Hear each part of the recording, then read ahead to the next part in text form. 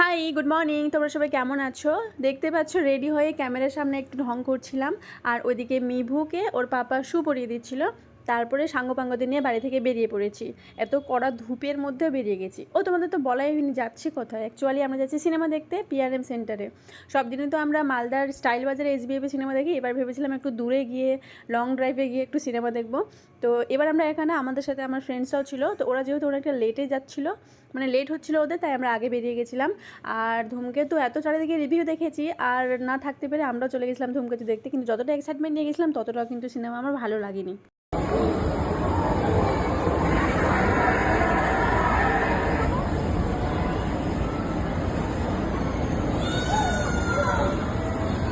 আমার দিকে দেখো, টাটা করো।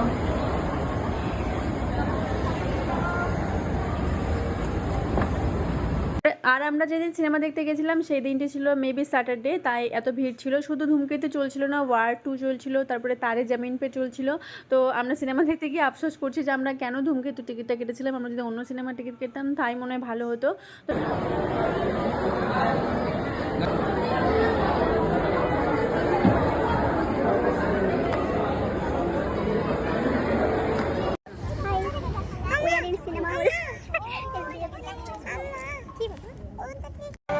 আমি Sherlock Holmes।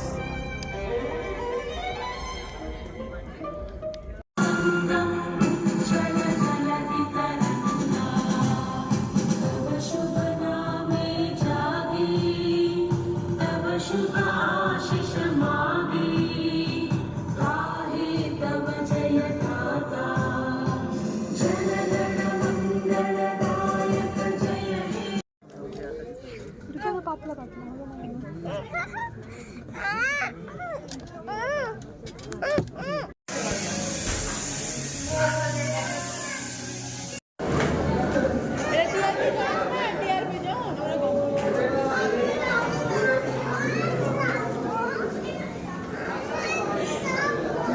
এখানে যাওয়া যাবে না।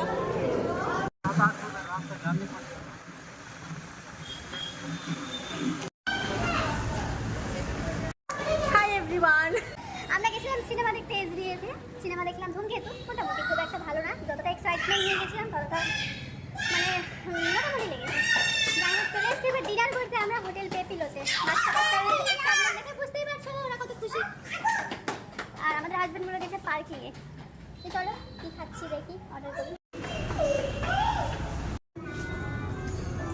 হোটেল তো তোমাদের রিসিভ করতে এসেছিলাম।